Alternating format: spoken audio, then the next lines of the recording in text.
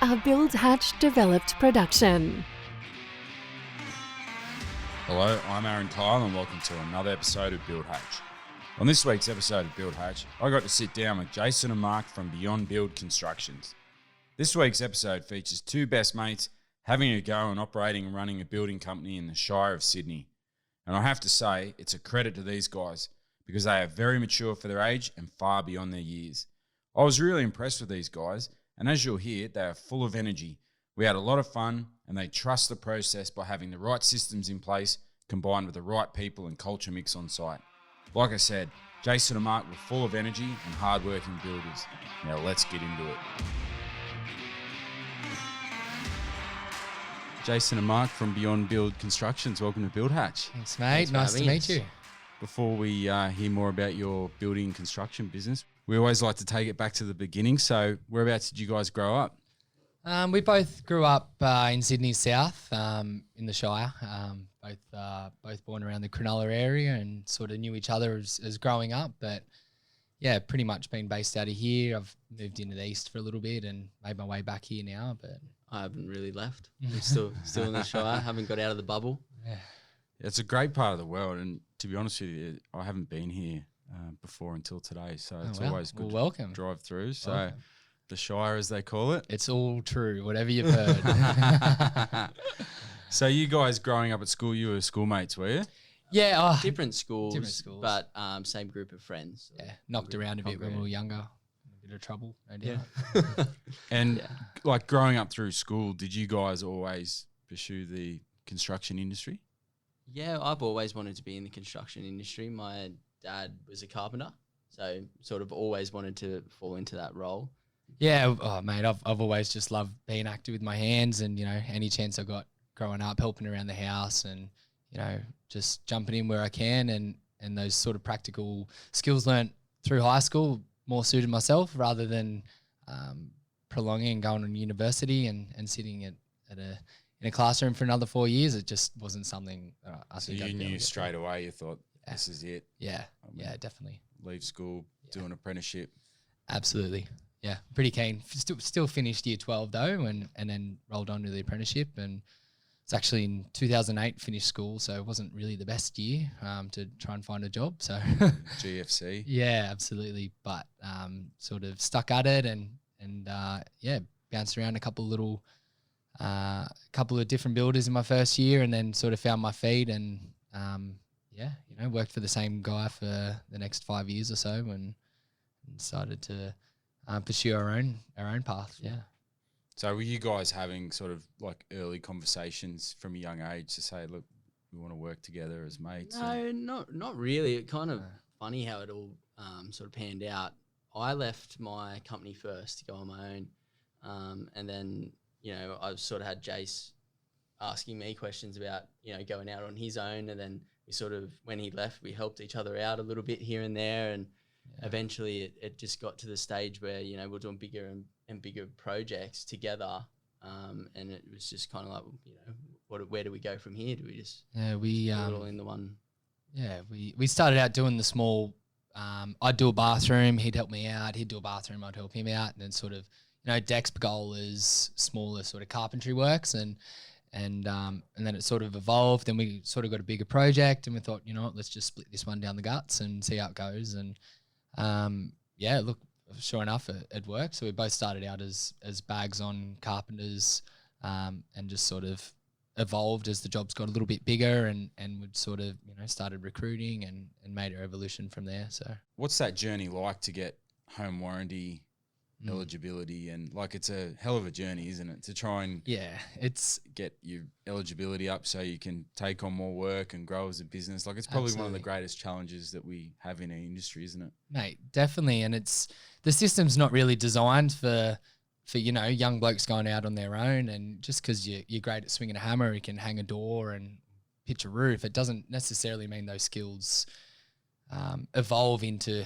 running a business. It's a whole different skill set, and as you said, a bunch of paperwork and a lot of steps to get in the right road to become successful and to sort of get out of those first prelim stages. I mean, the home warranty is just something that needed to happen.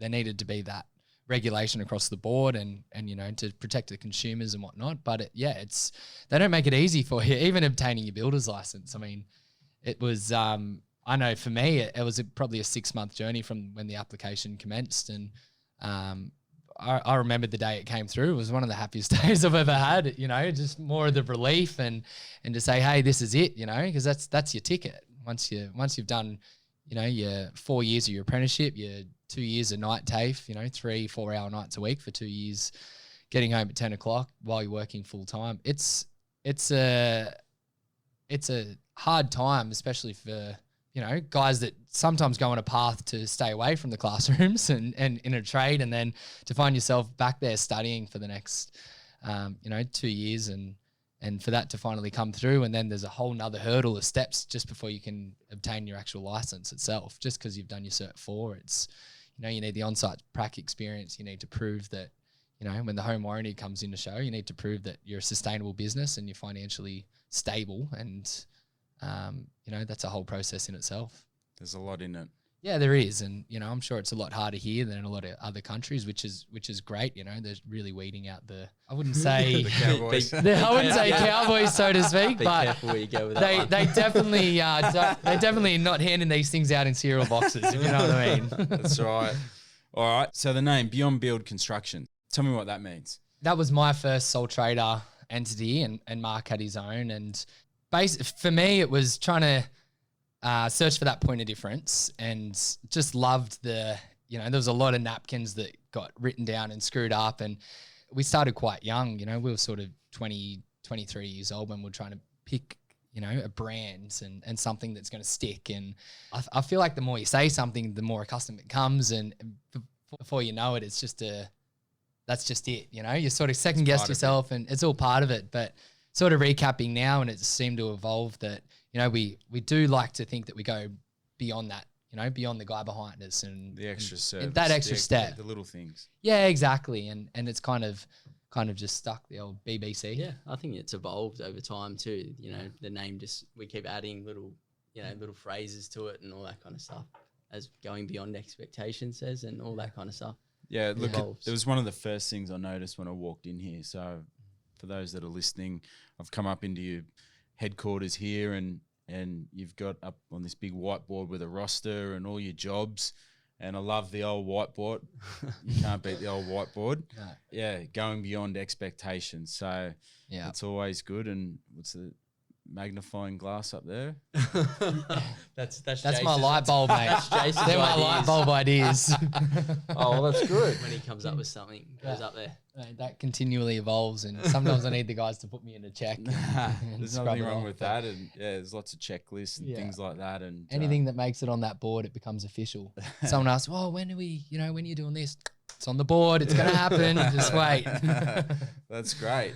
Yeah. Now, what about making, I guess, the first step? So you guys teamed up together on your first jobs. Then what? You got bigger and bigger. What about that next transition phase from going you two to beyond? So basically, we started working together. We got our first apprentice, and then started realizing that there was a lot more office stuff that had to be done, which Jay sort of took the lead on that. He's better suited to that role, and I sort of took the on-site side for a little bit, and he was jumping in and out. But as it evolved, it sort of got fewer in between days that Jace was on site, and then gradually getting more carpenters, and then running 2 jobs at once where Jace would have to supervise one and I'd be on the other, and then taking on that next one and getting a foreman, and then sort of now to the point where we're both sort of overseeing all of it. And As anyone starting out in the small business, especially in our industry, the first few years especially are just a grind. It's like, you can't afford to step off site at 11 o'clock and go sit in your office and putt along, or rainbows and butterflies. It's you're on site, the grind, and Mark and I, probably worked 12-hour days for the best part of 2 years, which is, 8 hours on site. You'd probably get home 6 o'clock, and I had a little... still do. Yeah, well, it's a different transition, but it's get home, and I had my little desk in my bedroom, and I'd get home and I'd be sitting in there till 10 o'clock at night, and I'll call it a night, and someone would just spring in my head, I'll jump up and I'll just type away that other email. Before you know it, you're going to bed at 11:30 at night. Get up and do the grind again. And we're fortunate now to have set up, you know, proper systems in place. And as Mark said, especially this year alone, we just really, you know, kept the foot on the pedal and done everything we can to get through the other side. And there's a lot of, you know, it's pretty rare that Mark and I are walking out of here before 6:30 at night. And, you know, sometimes we're in here at 5 a.m. and we're just, you know, doing whatever we've got to do to keep getting through. But, you know, it's a lot easier now. I shouldn't say easier. It's a lot more systemized where we're spreading the load of running the business, not. It's controlled. Yeah, it's controlled. And, you know, we're not wearing as many hats as we had in the past, but there's still that delegation that we do struggle with. And I'm a self-confessed notorious micromanager, and I need to know every little thing that's going on everywhere. And that's something that, you know, it's very hard for me to let go, but at the same time, it's something I really enjoy, and having that opportunity to oversee everything rather than just sort of working, you know, wearing a nail bag all day. It's always hard to let go, particularly when it's like your little baby, you know, you just absolutely want to keep an eye on it. And building jobs can just blow out easily. So in some respects, they need that level of detail, looking at it all the time. Okay, so what about jobs? Like, what sort of jobs are you guys involved in with your business? Look, we've made a gradual evolution, which we're quite happy with. We sort of, as I said, you know, back in 2016, 2017, we were sort of doing decks and pergolas, and that grew to a Renault worth 150 grand, which was the biggest thing in the world back then. And it was, you know, a lot of sleepless nights and, we're doing this right, we're doing that right. And, you know, that 150 grand I bet you were proud at the end of that one, though. Mate, absolutely. Yeah. But, you know, if that was sort of priced these days, it'd probably be, you know, another 100 on it for it to be Definitely. It's a love job. It's been a love job and a lot to learn. We probably got through on the cash flow aspect of that one, but it was, you know, it kind of put us on the map for those sort of bigger renos. And that was your foot in the door. It was our foot in the door, and we've, you know, invested a lot of time and energy in our marketing and socials and the websites, and just sort of use that completed projects as a portfolio. And okay, they do these sort of projects, and then we gradually evolved into, I would do a 250 grand one, and then we'll do 300 grand ones, and then sort of made that general increase until where we're at now. We're sort of doing, you know, we love those sort of older Victorian style terrace renos and you know, first floor extensions and additions and everything, but we've sort of got our foot in the door with a few developments these days. And we've got a new project at the moment. It'll be our biggest out at Shearwater Green Hills on Cronulla Beach, which is you know, a brand new house from ground up, suspended concrete floors, and it's quite large for us and super exciting. And we've got another duplex development in Marrickville that, you know, sort of put our foot in the door in that aspect, and we're sort of growing in that sense. But I mean, at any one time, we usually have 5 projects going, a site foreman on each. Then Mark and I will sort of float around. I'll take care of a lot of the prelim sales. And then once everything's all official, hand the plans over to Mark and sit down with the foremans and, have that side of things taken care of at this point. So, you know, it wasn't, let's, you know, we snapped up overnight and, hey, let's do, you know, this $2 million build. It was gradually growing, which is great because, you know, if you make an error on $100 grand job, it might cost you 10 grand. You do that on $1 million job, it's probably costing you 100. So it's sort of ironed out the creases as we've gone and evolved, I guess. Yeah. So it's, you know, it's been a good evolution and growth for us as well. And, you know, got a great team at the moment and can't really fault anyone. Do you guys have a bit of a theory on what works well in terms of dynamics on site with, say, carpentry crews and things like that? Absolutely. There's a lot of theories on it. That's why I'm asking, because it always makes an interesting conversation. I spend a lot of time in investing in the projects and lining up which foreman is going to suit which client. And I think that's very important. And we do generally have, our teams consist of a foreman, a carpenter, or apprentice, generally each project. And there needs to be chemistry between them. But at the same time, you know, we don't want everyone being best friends on site because there can be a lot of distractions. So I guess it's really job dependent, and obviously where we're at the time of year and schedules play a big part of it. But look, we like to, you know, shake up the teams every now and then, and just when we think people are getting a little bit comfortable, and, you know, we'll throw a curveball in, and a lot of experimenting and whatnot. And like you said, I guess also the project itself. and who's the client, and going that extra step of breaking down to say, okay, this client may be a medico, or this client may be a school teacher.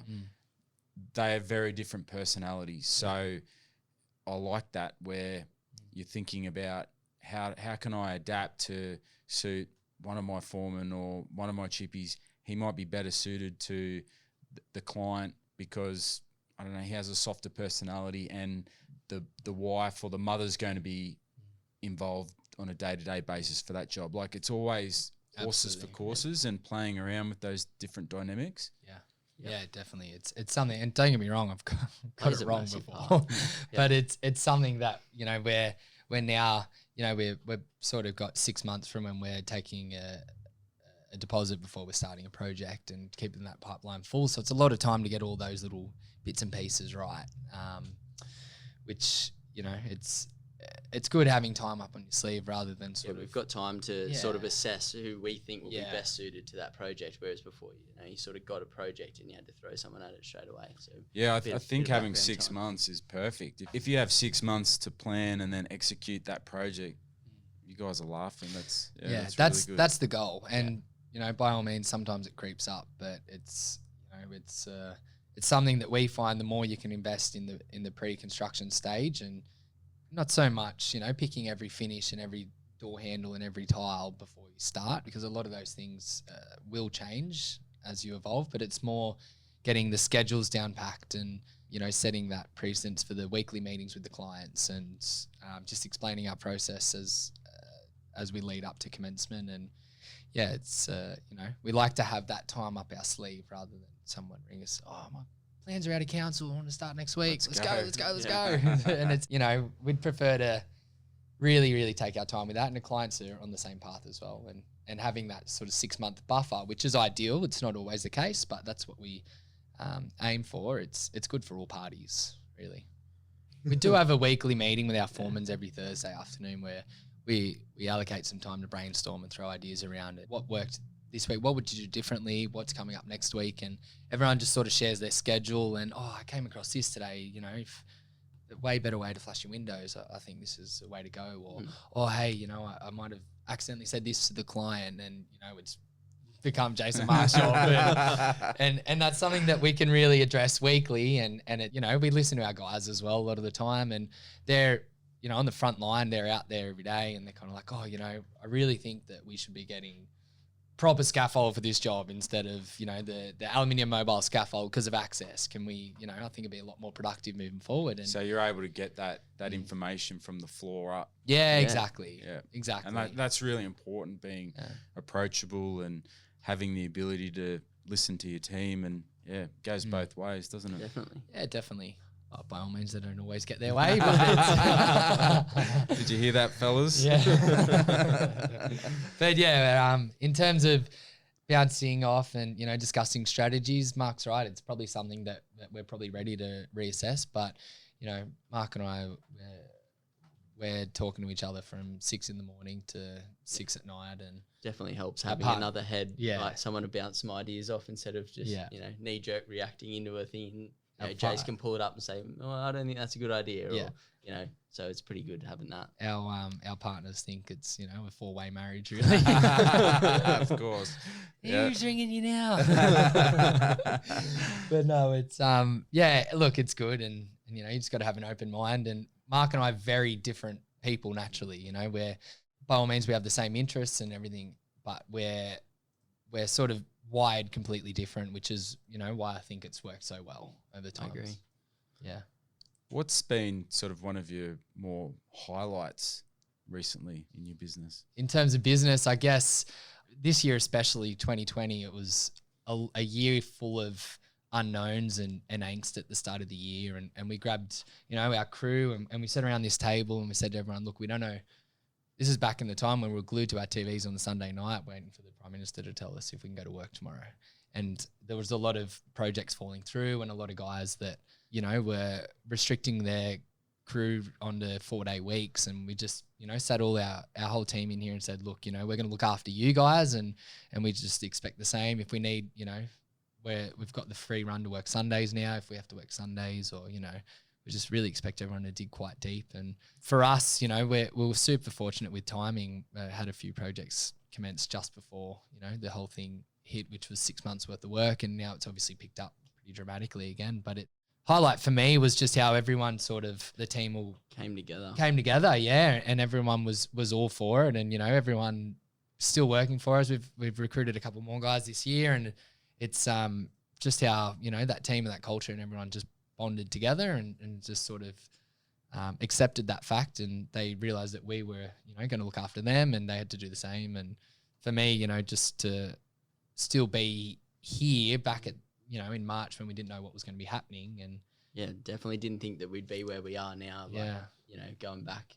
I've been having this conversation regularly because we're quite blessed in the construction industry in what we do, and we've hardly been impacted. Like you said, we all were wondering what was going to happen, and we were down to a day-by-day basis. But then, you know, the construction industry seems to have soldiered on, and there's going to be a big stimulus on the other side of this. But I think even coming up to the end of the year, it's almost like we haven't had that opportunity or chance to reflect on this year. And there may not be a vaccine next year. Like, who knows what's going to happen. But I think it's just about that reset to go, geez, we all did well to get through this big year. Oh, absolutely. I mean, especially down in Victoria, you know, everything they've been through, I can't comment. As you said, we've been super fortunate, especially in our industry and where we're located, that, you know, the worst it got was a few signs up on the fence and a bit of hand sanitizer at the front and restricting, you know, the crews on site. And we really, you know, super fortunate to be in our industry. And, you know, there's obviously a lot more industries out there that are directly affected, and, you know, ours is one of the lucky ones for sure. And for that we're super fortunate. Now, outside of work, what do you guys like to get up to? Yeah, I mean, my in-laws just bought a farm, so I've been spending a fair bit of time down. So you've got yourself a second job? Yeah, pretty much. I'm down there every weekend working at the moment, so which is fun. But yeah, that's probably basically like going out on boats and stuff like that on the weekend as well, when I have a weekend. Mate, we I guess selfishly started training back at the gym together, and we're just actually there a couple of hours ago. We'd sort of just put our hands up and said, you know what, take a step back, and we'll do 11 o'clock twice a week. And, you know, that's us keeping fit and training again, getting back into it. It's definitely a hobby, but mate, it's, you know, just the general, It's, you know, business, so it's in your life a fair bit. Yeah, exactly right. Naturally, I love traveling, and my partner's from Canada, so we go back there at least, you know, try and get back there at least once a year, if not twice, depending where we're at. So this year's obviously had a wet blanket thrown over that idea, but, you know, planning a few big trips next year. Oh yeah, just let you know now. just slip that in. Bit of catch up. Mark gave a nudge under the table there. So, what sort of marketing do you guys employ with your business? I used to handle a lot of the socials way back, which was great, but, you know, same as every other builder out there, it's quite hard to manage and come up with those creative captions at 8 o'clock at night and just before you're going to post, and just, you know, forever selecting photos and organizing the content. And, you know, it's nearly a full-time job, and it's something that, well, it is a full-time job. well, it is now, but it's something that, you know, it's us sort of recapped on it, that a lot of guys will, you know, get perfect at hanging doors and pitching roofs and think, oh, okay, great, I'm going to go out my own. And then, oh, okay, no worries, you know, like you build a house and I'll send the invoice and everyone will get paid and happy days, and, you know, I'll build myself a big house one day and it's easy. That's the run. And a lot of guys, and us included, you know, you sort of get to that point where it's the amount of hats you have to wear, and then you start thinking, what can I delegate and what can I, you know, do better, and you just can't. You get to that point where you just can't do everything, and it's not healthy and it's not sustainable. The first sort of driver for us was we understood how important marketing is, and I guess the simplest way to put it, a lot of guys think, oh, you know, well, I've got work now anyway. But perfect example, you know, what's happening this year, and you never know what's around the corner, and to have that brand awareness, and for those sort of point of contact and people to see your portfolio of work and everything. And by all means, you know, we're only just scraping the surface from it. And there's a ton of guys out there that are doing way better than we are, but we just understand the importance of it and the time invested into it. So yeah, almost every client that we've ever had has sort of commented on how well we've, you know, sort of marketed or our Instagram and our websites and all that kind of stuff. So we find it super valuable. Like, yeah, I don't think it's so much as, oh, I saw you guys on Instagram. I want to ring you and I want you to build my house. It's more of a, oh, okay, my such and such told me about him, did a really good job. I'll look him up. Oh, okay, here's his website. Here's a social page. Here's Facebook. Here's Instagram. So it's not a direct lead funnel generator. It's a mixed bag of everything. It is. And then they follow us and they watch us and oh, okay, that's him. And, you know, it's funny. Mark's been aside and clients, oh, you're the guy from Instagram. So it's more of an indirect marketing tool that people are led to there and they look at it and think, oh, this is great. I really love that. It's a great detail. Or, you know, showcase all their guys on site and everything. And then it just becomes a part of the sale, I guess, without sounding too cheesy. But, you know, a lot of the time the foot's in the door. They know we're genuine, but they know that we take pride in our work and the sort of scale of projects that we do. And sort of recapping back on, you know, that first big reno that we'd ever did, it was more of a, okay, let's get this one done. And then everyone knows that we don't do bathrooms and decks anymore. This is what we do. And that was sort of showcased and just sort of evolved from there. And then, you know, we've invested in the videos and the photos and the final projects and everything like that. And yeah, there's a lot that goes into it, isn't there? There is. And it got to that point where I didn't have the energy or the creativity to be posting as much as we should be. So we contracted that side out to Sarah, who's in here doing, you know, full-time job that she manages all the photos and liaising with clients post handover, and it's, you know, it's just been the best thing ever. We'll look over a few captions here and there, but you know, it's not outsourced by all means, and it's not your driver either. Like your core function, you're wearing the hat of the builder, yeah, and that comes hand in hand next to you, definitely. But yeah, I think you're right by focusing on your product, delivering the product. Exactly. We'll build it and, you know, she'll make it look pretty, so to speak. It does look pretty. Yeah, it does. She'll make it look prettier. But, you know, it's definitely super easy thing for us to step away from. Definitely. What's a good tip for everyone on sort of software, or like looking around? I can see James working here on a computer and he's using a good old spreadsheet, which busy, I love. So what's a good tip for a builder, an up and coming builder that's thinking what sort of software should I use, or what's a good system that you've sort of learned along the way? I think just keep it simple.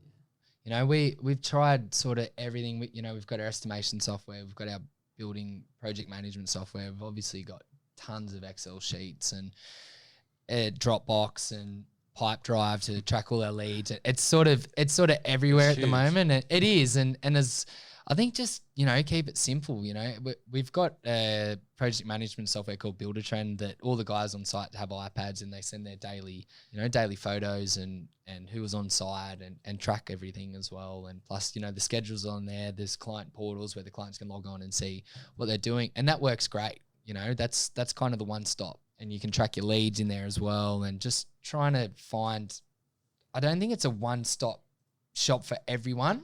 I guess it depends on your business model as well. And, you know, we've had guys reach out to us that just have, you know, a builder and an apprentice. And, I want to get Builder Trend, and I want to do this, or I want to get, you know, software. I want to get automated on site. But it's kind of like, do you need that at this point? I mean, it's good to introduce it early and everything, but, you know, it's a subscription and overhead that as a small business you probably don't need, and, you know, you could probably do most of it on Dropbox. And if you're on site every day anyway, it's you know, it shouldn't really go on employees either.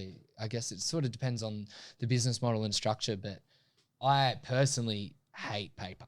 I'm just super digital. It goes missing. I'm just, you know, iPad and MacBook all day, and Dropbox and just systemize everything online, whereas Mark's a super old school. Love paper. He's the paper man. I like to be able to see it in front of me. Yeah, and I can see it's a mixture, and you're both probably complementing each other, because you've, as I mentioned earlier, you have this whiteboard with all these detailed notes and messages and things like that. And then the other side of the room, you do have all these MacBooks. So Yeah, So it's Mark's side. That's my side. I love the whiteboard. Yeah, you know what? The whiteboard's a happy medium because there's no actual paper and it's a big visual board. Like, I love that thing, you know. It's all color coded. It. I think every single piece of writing on there is my handwriting. and you've got the good old polished concrete boardroom table in the middle where you can come to meet and roll out the Exactly. plans and This just have a thing good ain't going old-fashioned anywhere. chat. This thing's not going anywhere. This will be here till the day the building gets knocked over. I think it's a bit heavy to get out now, True. but no, it's good. You know, it's a great great space for us. And we moved in here about 12 months ago, and before then we were sort of sharing a small office space. But the guys mostly meet here every afternoon, and they come upstairs, and you know they'll fill out their own schedule for what's happening, and you know it's a great system. It's working for us now. I like the discipline that you've been able to instill with your workers. Yeah. Because it does take a lot of discipline to train people up, to come in here, write down what they're doing for the next week or what they've got on. That's giving them ownership. Yeah, definitely. And it's skills that we like to think anyone that's, worked for us for a couple of years or so, if they do want to go out on their own, and they're going to have the work skills to do it. And we're not salty, Mark and I were both told we had very similar apprenticeships that, sort of got thrown in the deep end as a second, third year apprentice running $500,000 to $1 million jobs. 500.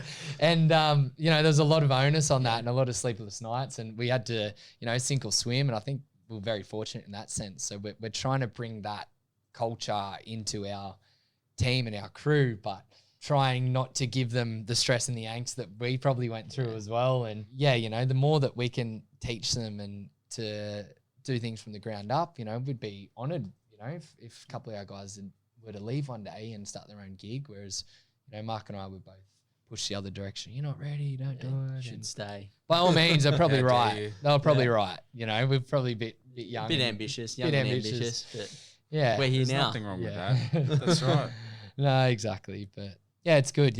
All the guys, I think culture's a massive thing as well. A lot of our guys are hanging out after work and going to the gym together and, just hanging out, going for a beer on the weekends and everything as well, which is, we're quite a young crew. Mark and I are both 29, the oldest in the company, and everyone's, relatively young and energetic and all on the same page. And not to say that, an older crew wouldn't fit by all means, but it's fun at the same time going to work and, relating to everyone. And yeah, it's culture, and it's such an important big part of it. And I think people listening to this will be surprised to hear you say that, because me sitting here today, like, you guys have got wisdom beyond your years, just talking to you. So, It's all a facade. well, it looks organised on the whiteboard anyway. So We put all that up just before you walked in. Oh, we got an hour before he comes. Everyone grab a texter. exactly. We got a long way to go, mate. A lot of lessons to learn, but we're both got ambition and energy to do it, and we're on the same page, and hopefully to be on that same path as well one day, and take a lot of notes and always watching what guys in front of us and that have been around longer and how they're doing things, and we're forever learning and trying to perfect our systems as well. We're never going to think, okay, this is it. And that's what I think a lot of the guys struggle with, that I'll walk in on site and I'll just pick 4 or 5 things that, so I know early days can take that personally, but it's me trying to better them. And yes, this, probably could pass, but if that becomes our normal, is that really where we're going to stand? So What's your pet hate when you go to sites? how long have we got? Oh, look, to be honest, it's probably the simplest one. But if I walk in and that site's spotless, then I'm walking out a happy man. But if I walk in and there's I was going to say mess too. junk everywhere, Rubbish. then Rubbish. regardless of what's happened, hopefully they don't listen to this, but the way to keep Mark and I happy is keep your site clean. Yeah, it's an easy thing to do, isn't it's it? As soon as super you walk easy. into a messy site, like, you're automatically on the negative, trying to find everything that's wrong in the place. And My a little trick that the guys hopefully. I don't know listen whether to you should give but this away. My what we used to do when I was an apprentice was, my old boss was very similar. He was super he'd just walk in. And it took me a very long time for it to click that, hey, he's only doing this to better us. You know, this is how he does things. And yeah, we might have done, you know, these skirts and arcs perfect and immaculate, but he's not going to compliment that every time we come in. He's going to pick the defective stuff because that's just, you know, where he's at this stage. And you just got to learn not to come personal. So we'd always, you know, as he walks in the front door, we'd just put a lintel for a door, just 50 mil out of plumb. So boom, that's his picked and he leaves everything else alone. So they're listening, just, you know, put a couple of studs out of plumb and Very that's clever. where the attention will go. That's a good one. Yeah. So beyond build, what are you looking for in the future? Yeah, I guess, I mean, for us, we'll just keep going as we're going, keep with the growth, and eventually we've always wanted to do our own developments and stuff like that, which, you know, It's every builder's goal, isn't it? yeah, absolutely. it is. Yeah. Yeah, so probably head down that path as soon as we get there. But Yeah, we got a few ideas in the Yeah. pipeline, and you know, just really want to perfect everything else. Perfect, it's an impossible word in our industry, I Yeah. think, but You can strive for it. really want to Yeah, you strive can. for perfection in everywhere else. And you know, like every company, there's always better ways to do things. And you know, once we're on top of that, yeah, as Mark said, it's definitely on the horizon to start it. don't know whether you're ever on top of it. You're always changing systems and all Yeah. that kind of stuff. And but if you're not, you know, And your It's days are never stagnant. done, are they? There's always something to do. always. absolutely, you know, the sooner you can get that, that's what I'd say to any young builder. That, I've always got this list of things to do. I'm like, mate, it doesn't get any better.